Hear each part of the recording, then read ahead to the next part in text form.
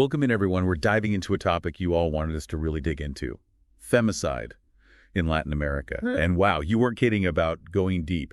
We've got academic papers, UN reports, even some pretty intense firsthand accounts from activists. To be honest, some of the stats we've come across are pretty heavy. Yeah, no sugarcoating it. Even before getting into all the nuances, just the sheer scale of this problem is what it's impossible to ignore. I mean, think about this. 14 of the 25 countries with the absolute highest femicide rates in the entire world, they're all in Latin America. That's a serious reality check-in. I don't know if you remember this specifically, but that UN report, the one that mentioned a woman being killed every 2 hours in that region, that one really got to me. Oh, yeah. It's a chilling statistic. But it's so important to remember. Behind every single one of those numbers, there's a life cut short, a family that's been shattered, a whole community that's impacted. It's easy to get lost in the statistics, but we have to humanize this issue. Absolutely. Like hearing Claudia Calvin, that activist in Mexico, talking about Fatima, that 7-year-old girl, or Ingrid Escamilla, hearing their names, their stories, it makes it all too real. This isn't just some abstract problem. It's a human tragedy, and it's happening on a terrifying scale. Exactly. And I think that's actually a good place to start our dive, understanding what we really mean when we say femicide, because it's not just any murder. It's targeted, and it's rooted in a very specific kind of power dynamic. Right. It's the killing of women because they are women. All the sources we read really emphasize how deeply this is tied to misogyny, to this power imbalance between genders. It's not random violence. It's about control. It's about dominance. Exactly. And that's where the idea of machismo comes into play. It's something that kept coming up again and again in everything you send over. Yeah, it did. And honestly, before going through all this research, my understanding of machismo was pretty surface level. I think a lot of people probably have this vague idea of it being about manliness or something, but the reality is a lot more complicated and, a lot more insidious. It is. You see, machismo isn't just about celebrating, traditional masculinity. It's about enforcing this whole hierarchy, this system where men are dominant and women are, subordinate. And this isn't just some abstract idea. This plays out in very real ways. It shapes everything from the way people interact with each other to the way legal systems work. There was this one line from that UBC Latin American Studies video that really stuck with me. It said something like, overbearing attitudes toward women, labeling them as inferior, those create a power imbalance. And that really crystallizes how machismo sets the stage for violence against women. It does. And what's even more disturbing is how normalized these attitudes are. Remember that statistic about the Central American youth? 86% of them, 86% didn't even think it was necessary to intervene if a friend hit his girlfriend. That's not just a few bad apples. That's talking about a deep acceptance of violence woven right into the culture. It's almost like a collective blind spot where violence becomes invisible or even justified. It's really unsettling to think about how big this problem really is. It is. But we can't forget that machismo isn't the only thing driving this epidemic. Another huge factor, the presence of organized crime and, its impact on women. Right. The sources we looked at painted a pretty grim picture of how drug trafficking, gang violence, corruption, how they all come together to create these incredibly dangerous environments for women. Absolutely. And it's not just women being caught in the crossfire, it's them being targeted specifically. Like in the UBC video, remember, victims linked to sexual exploitation, those numbers shot up from 55 to 75% just between 2014 and 2016. That's a crazy increase. And it shows how organized crime isn't just some separate problem. It's tangled up with this issue of femicide. Exactly. And to make it even more complex, organized crime often operates with total impunity, especially in places where the government is weak or there's a lot of corruption. Which brings us to a really crucial point. Yeah. The role of the state. It's interesting. It's kind of a paradox because a lot of Latin American countries actually have laws against femicide on the books. They've taken that step, legislatively speaking. They have. But as we saw, just because a law exists, that doesn't mean justice is actually being served. There's this huge gap between legislation and enforcement, and that gap, that's where impunity thrives. That 90% statistic, the one about femicides going unpunished in Mexico, that really hit hard. It's one thing to have a law. It's a whole other thing to see it actually being used fairly consistently. Absolutely. And I think that points to, a deeper problem, something more systemic. It's not just a lack of resources or training. It's about sexism. deep-seated sexism within the legal systems themselves. You know, reading about the Mexican Attorney General trying to get rid of femicide as a separate legal category, that was, I don't know, it was mind-blowing. So trying to erase the problem by refusing to even name it.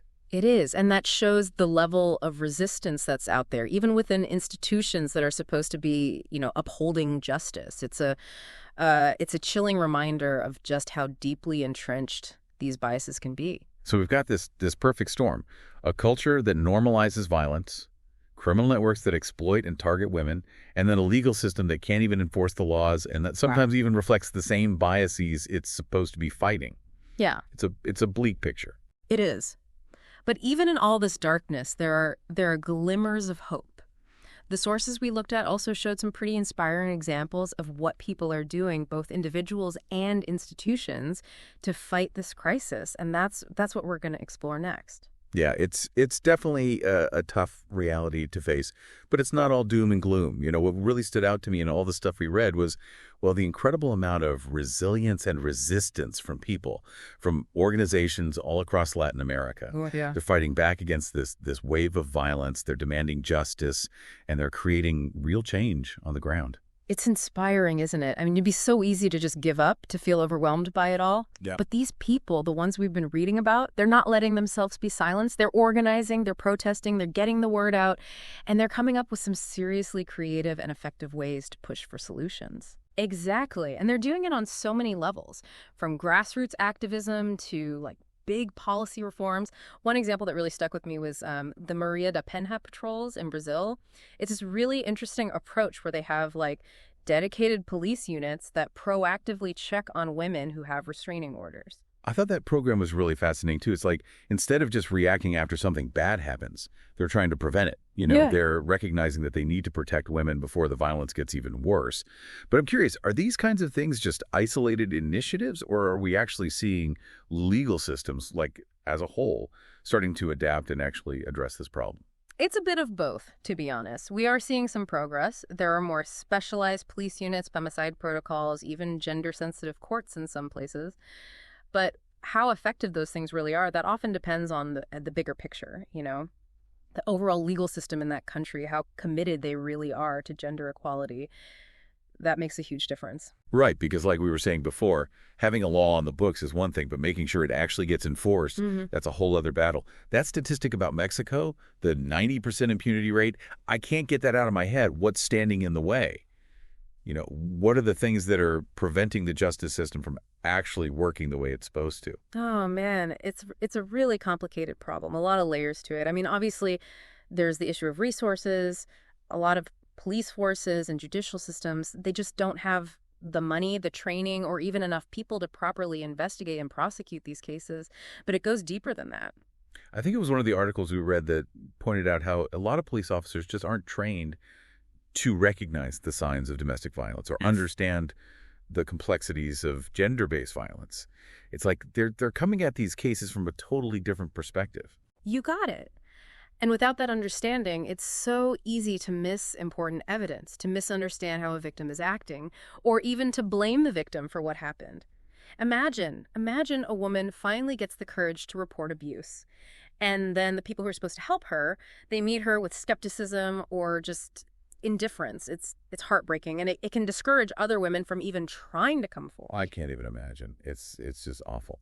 But okay, so beyond those initial interactions with the police, what about the courts themselves? Yeah. I mean, we read about judges being way too lenient on perpetrators or even echoing those same harmful societal biases that we talked about earlier. That's another major obstacle. I mean, if the people within the legal system, if they have sexist beliefs or they haven't been trained properly, then getting justice becomes almost impossible. It just keeps the cycle going where women are afraid to report anything, perpetrators think they can get away with it, and impunity just reigns. So it's not enough to just change the laws. Yeah. We have to change the whole culture within the justice system. That sounds like a pretty monumental task. It is. But even with all these systemic issues, there are people fighting for change from within, you know? We saw examples of dedicated police units, prosecutors, judges, people who are committed to holding perpetrators accountable and making sure victims get justice. They give me hope. Yeah, they do. And speaking of hope, I think that brings us to the incredible activism that's happening all over Latin America. I mean, the stuff we read was full of examples of people refusing to stay silent. It really is something else. The Ni Una Menos movement, for instance, that's become a real force. They're mobilizing huge protests, demanding an end to all this violence against women. The pictures from those women's strikes in Mexico, those were powerful. They weren't just trying to be loud. They wanted to make a real impact, economically and socially, something that people couldn't ignore. Exactly. And then beyond those big demonstrations, there's this whole world of online activism that's exploding. People are using social media to raise awareness, to share their stories, to get people organized in ways we've never seen before. There was that one group in Mexico, Nosotros Tenemos Otros Datos. Their work really stuck with me. They're collecting their own data on femicide, which is so important because a lot of the official statistics are unreliable, or the government tries to downplay the problem. Their work is a good reminder that data really matters. Having accurate, reliable information about how big this problem really is, that's essential for advocacy, for changing policies, for holding those in power accountable. And it's not just about data, right? It's about providing real support to the women who need it. I was really moved by the story of the Michis in Mexico. These women who go with other women to help them get safe abortions. It's just incredible. It shows so much courage and solidarity, especially in a system that so often fails them. It really does. And it shows how much power these grassroots movements have to fill in the gaps, you know, where the institutions aren't doing enough. And it also brings up another really important aspect of this whole issue, the continuum of violence. You mentioned that term earlier. Can you explain what that means, like in the context of femicide? Sure. The idea is that femicide isn't just this isolated event. It's like the final point on a whole spectrum of violence that women experience throughout their lives. It might start with something that seems small, like catcalling or sexist jokes. But all of those things create this culture where disrespect and aggression towards women are just seen as normal. So it's like a slippery slope where those seemingly insignificant acts actually create a climate where those more serious forms of violence can take root. Exactly. We can't just focus on the most extreme cases. We have to address the whole spectrum of violence. And that takes a multi-pronged approach. Right. Education, legal reform, changing cultural attitudes, and men need to be involved as allies. You know that statistic about the Central American youth, the ones who didn't think it was a big deal for a friend to hit his girlfriend? It really shows how important it is to start challenging those attitudes early on. Oh, absolutely. Education is so important, and not just in schools. It has to happen in families, in communities. We need to be teaching boys and girls about healthy relationships, about consent, about the basic equality of all genders. We have to dismantle those harmful stereotypes from a young age. It's about raising a generation that doesn't just accept those biases we were talking about before. Yeah. But it's not just about the younger generation, right? Yeah. I mean, what about the role of the media in all of this and how people see gender and violence? The media has a huge impact, no doubt. Unfortunately, we see a lot of harmful stereotypes being spread or femicide cases being sensationalized in a way that either makes violence seem normal or puts the blame on the victim. There were definitely some examples in those news reports we looked at where they focused more on what the victim was wearing or what she was doing before the crime, instead of focusing on the person who actually did it. It's subtle, but it's still victim blaming. Exactly. And it reinforces this idea that women are somehow responsible for the violence that's committed against them. We have to be critical of the media we consume, challenge those narratives, and support outlets that are actually reporting on gender-based violence in a responsible, ethical way. But like we saw with Ni Una Menos and those other online campaigns, media, especially social media, can also be a really powerful tool for activism, for bringing people together. It's about using that power to create positive change. Absolutely. Social media has given a voice to so many people, to communities that have been marginalized. It allows them to connect, to share their stories, to demand justice in ways that they couldn't before. It's really changing the game when it comes to raising awareness and building these social movements. It reminds us that even when you're facing these deeply ingrained cultural norms and powerful institutions, people can still find ways to fight back and push for progress. But women shouldn't have to lead this fight alone, right? Men need to step up and be allies in this movement. 100%. If we want to challenge machismo, Men have to get involved. They need to speak out against sexism and violence within their own communities, and they need to be actively involved in creating a culture of respect and equality. One of the articles mentioned those initiatives in Brazil where men who have been convicted of domestic violence have to go to group therapy to try to change their behavior. Yeah, those kinds of programs are important. But we need to do more than just address the violence after it's already happened. We need to get men involved in these conversations early on, encourage them to question the stereotypes they've been taught, and to be advocates for gender equality. We've been talking a lot about legal reforms and how it's not enough to just have laws on the books. But I'm curious, from your perspective, what are some of the most important legal changes that need to happen to really address femicide effectively? Well, a few key areas come to mind. First off, we need to make sure that laws against femicide are really comprehensive, that they specifically address the fact that this is a crime that's based on gender. Right, because sometimes the law doesn't make a clear distinction between femicide and just regular homicide, and that can lead to perpetrators getting lighter sentences or not being held fully accountable for what they've done. Exactly. And then second, we need to make sure those laws are actually being enforced. That means providing resources for police training, investigations, forensic analysis, and it means addressing corruption and bias within the judicial system itself. We've seen how important those specialized police units and gender-sensitive courts are in making sure these cases are handled properly with the right expertise and sensitivity. They're absolutely essential. And then third, victims need access to legal representation, to support services. A lot of women face huge barriers when it comes to navigating the legal system. They might be afraid of retaliation, or they might not have the money to hire a lawyer. We read about some amazing organizations that provide free legal aid, counseling, shelters for women who are fleeing violence. Those services can literally save lives. No question. It's about giving women the power to seek justice and providing them with the support they need to get their lives back on track. But even with strong laws and effective enforcement, it seems like we need a bigger change, like a cultural shift, to really get to the root of this problem. You're absolutely right. Laws can create a framework for justice, but real, lasting change that requires transforming those deeply held societal attitudes and beliefs that are at the heart of violence against women.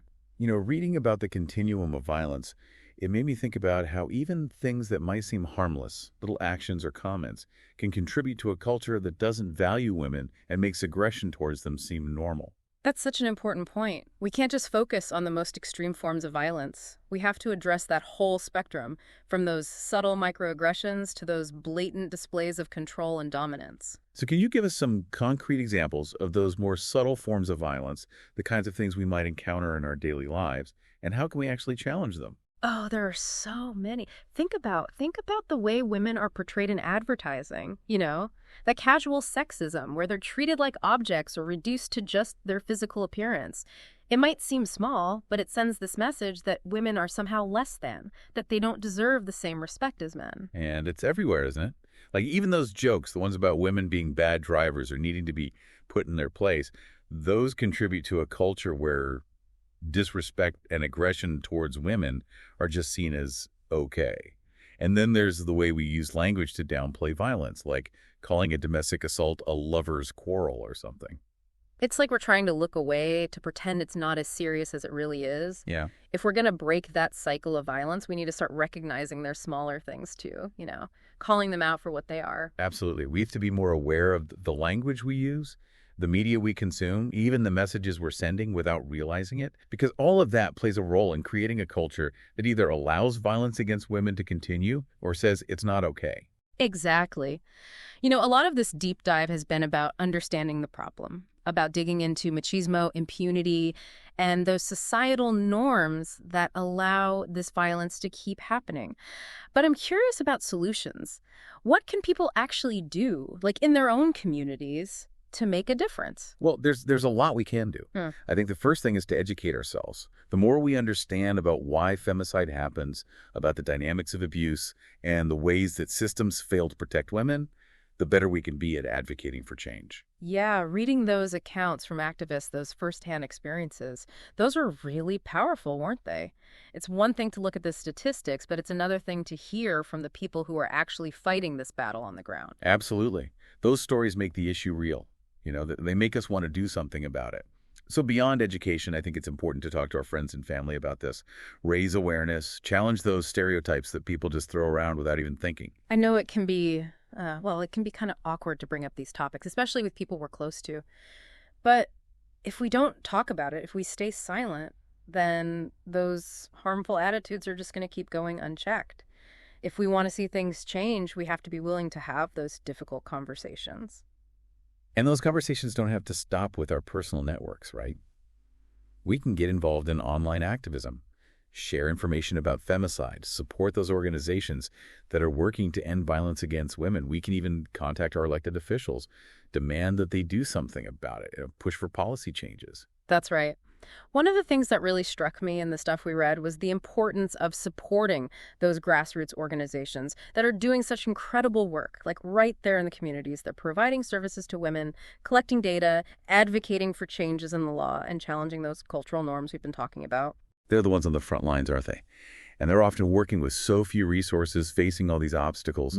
But the impact they're having is amazing. Even just donating to those organizations, volunteering our time, or helping spread their message, those things can really make a difference. For sure. And it's not just about money. It's about being vocal allies, It's about calling out those sexist jokes or speaking up when we see someone being harassed.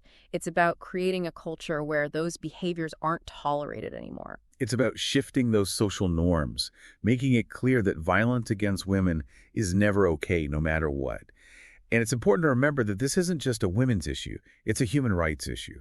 Everyone needs to be involved in solving it. Exactly. And earlier you mentioned how important it is to get men and boys involved in the conversation. But I know there's often pushback, There's this idea that feminism is about hating men or trying to take their power away. How do we get past that? How do we have a more productive conversation? It's tough. But I think we have to reframe the conversation, Feminism isn't about taking anything away from men. It's about creating a world that's more fair and just for everyone. And realizing that when we have gender equality, everyone benefits, including men. One of the articles we read talked about how those rigid gender roles, they can be harmful to men too. They limit their emotional expression, their career options, even their ability to be fully involved in raising their kids. It's like a trap for everyone, really. So when we're talking to men about this, it's important to make it clear that it's not about blaming them or making them feel guilty. It's about working together to create a better world for all of us. It's about challenging those toxic masculinity norms that hurt everyone. We need men to see themselves as part of the solution, not the problem. Exactly. And there are already plenty of men out there doing amazing work, men who are speaking out against violence, challenging sexist attitudes in their own communities, and working alongside women to create a more equal society. Those are the guys we need to be looking up to, the ones we need to be celebrating. And those positive examples, those can really help change the narrative and inspire even more men to get involved. As we've been talking about solutions, it's really struck me how much they all depend on each other. We can't just focus on legal reform or education or changing social norms. It has to be a holistic approach, something that addresses this issue from every angle. Yeah, you hit the nail on the head. It's like a web. You pull on one thread and the whole thing starts to move. Legal reforms are super important, but they're only going to work if there's also a cultural shift happening, one that rejects violence and says gender equality is essential. And that cultural shift, that requires education, awareness, and people getting involved in their communities, their families, and their own lives. It's a group effort. It is. And it's not going to happen overnight. There's no easy answer for something as deeply rooted as patriarchy and this culture of violence that it creates. But the fact that we're having this conversation, the fact that people are getting organized, that awareness is growing, that gives me hope. Me too. And I think that hope is what we need to hold on to. It'd be easy to get discouraged, to feel overwhelmed by how big this problem is. But the stories we read, the activism we saw, the people and organizations fighting for change, that's what keeps us going. It does, and it reminds us that even when things seem really difficult, change is still possible. We've seen it happen before throughout history, and we're seeing it happen right now with this movement to end violence against women. It's a fight worth having, and it's a fight we can win. So as we wrap up this deep dive, this conversation that's been so insightful and honestly pretty heartbreaking at times, what's the one thing you want our listeners to take away from all of this? I think the most important thing to remember is that we all have a role to play in ending violence against women. It starts with awareness, with education, with looking at our own biases and behaviors and challenging them. It's about speaking up, standing up, and refusing to stay silent when we see injustice happening. It's about recognizing that femicide isn't just a problem in Latin America. It's a global issue that we all need to pay attention to, that we all need to do something about. And even those small actions, those can make a difference. Every time we challenge a sexist joke, every time we support a woman who's in need, every time we learn more about this issue and share that knowledge with others, we're helping to create a more just and equal world. Well, thank you so much for guiding us through this really important conversation. And to our listeners, thank you for being here and for engaging with this issue, even though it's tough to face. It was my pleasure. Remember, knowledge is power. And when we work together, we can make a real difference.